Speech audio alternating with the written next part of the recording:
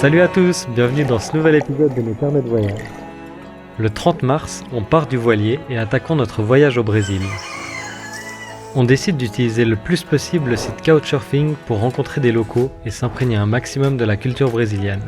Alors, pour ceux qui ne connaissent pas Couchsurfing, en 2 mots, c'est un site qui te permet de rencontrer des locaux ou des expats et de te faire héberger gracieusement par ces derniers. Il te suffit de rechercher une destination et de trouver un profil qui te plaît et de lui envoyer un message pour voir si la personne est dispo et intéressée à t'héberger. On va donc vous raconter quelques anecdotes sur nos 3 mois au Brésil à travers les expériences uniques que Couchsurfing nous a permis de vivre.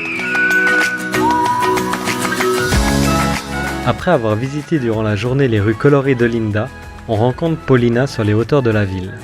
Paulina est une chanteuse mexicaine expatriée venue apprendre et perfectionner son fado. Nous la suivons dans des petites ruelles étroites et découvrons son cocon. On commence la production de beurre de cacahuètes afin d'aller dans l'après-midi les vendre dans la grande ville voisine de Recife.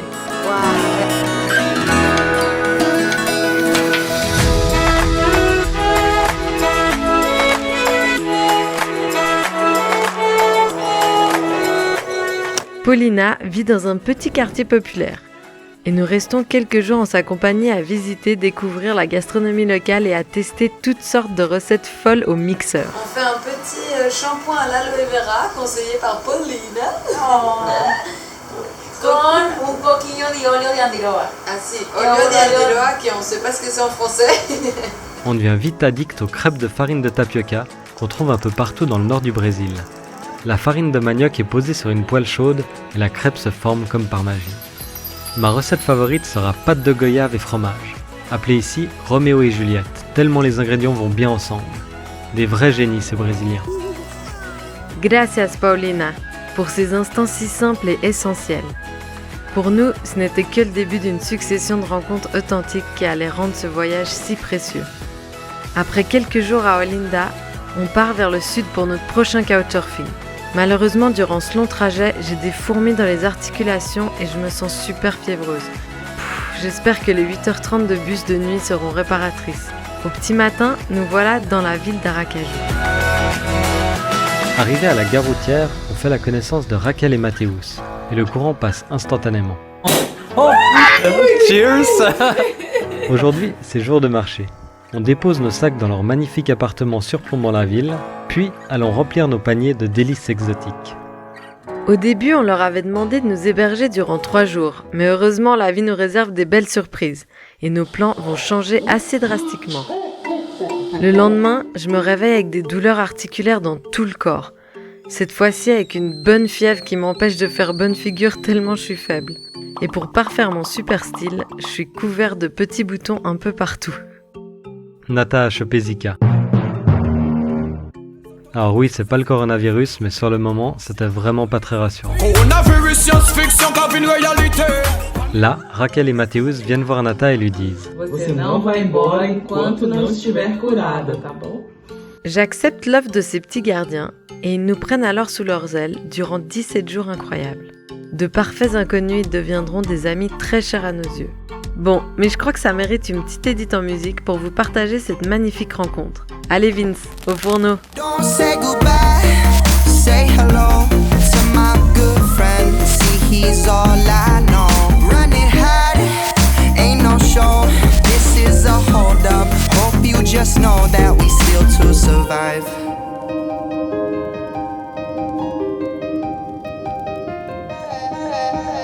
She praised the change, they wisely would. How could something so bad fund their livelihood?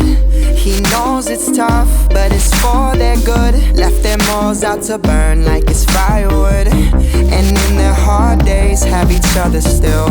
Moving through motions like they know the drill. So when it comes to fate, they don't have a say. Grown up with these roles that they have to play. Rent's late as hell, but they're sidestepping. Hearts on their sleeve. Un des premiers highlights du trip, Croa do Gore, une sorte de bar aquatique accessible uniquement en bateau.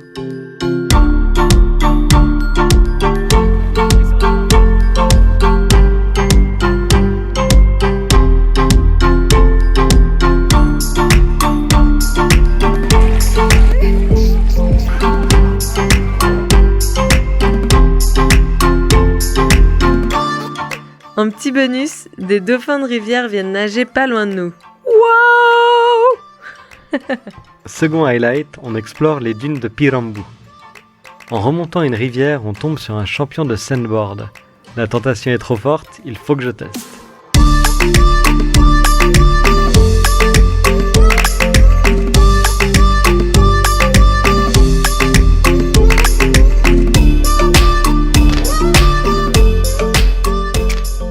En nous laissant porter par les surprises, l'inconnu et les défis, on a la chance de se découvrir soi-même. Dans cette vie, rien n'est impossible. Après ce séjour revitalisant, mon corps rempli d'amour et de réconfort est prêt à reprendre la route. Il est temps pour nous de hisser les voiles sac au dos et de continuer notre descente vers le sud. Cette rencontre a été tellement belle et authentique que pour l'anecdote, quelques années plus tard, en apprenant que Raquel et Mathéus étaient en Europe, nous n'avons pas hésité une seule seconde à faire 650 km pour les rejoindre à Paris, l'instant d'une journée de retrouvailles. Obrigado, Raquel et Mathéus, d'être un couple si généreux et vrai. Grâce aux personnes comme vous, le monde est rempli de paillettes. Le 20 avril, on débarque chez Carole et Vivaldo, un couple chaleureux et intéressé à nous en apprendre un maximum sur l'histoire de la ville. Et généreusement, ils prennent le temps de nous faire visiter les plus beaux recoins de Salvador de Bahia.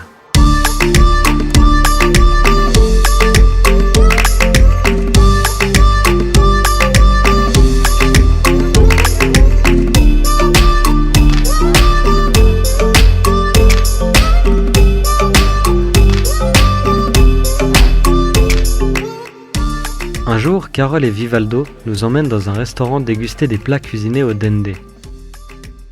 Mais qu'est-ce que c'est que ça ?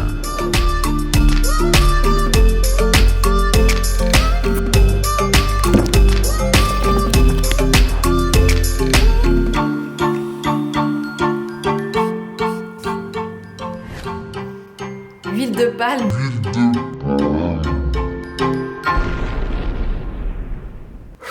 Alors qu'en Europe, on fuit comme la peste cette mauvaise huile dangereuse pour la biodiversité et la santé, ici c'est l'inverse. L'huile de palme brute est rouge et pressée à froid et le symbole de la cuisine de Salvador de Bahia. Le couchsurfing au Brésil nous permettra vraiment de vivre la découverte de lieux à travers le regard des habitants. Sans oublier le principal, la gastronomie locale, en cuisinant et partageant des recettes, textures et végétaux que l'on n'avait encore jamais goûtés. Après une semaine chez eux, on part à 500 km à l'ouest pour nous préparer à vivre une nouvelle grande aventure en nous lançant dans un trek fou qui se terminera avec une opération d'urgence à l'hôpital. Mais tout ça, c'est une autre histoire. Meu Deus. Merci d'avoir suivi ce nouvel épisode. On vous donne rendez-vous très vite pour partager la suite de nos aventures. Et si la vidéo vous a plu, n'hésitez pas à la liker, la partager et à vous abonner à notre chaîne. Retrouvez-nous aussi sur notre blog, Facebook ou Instagram.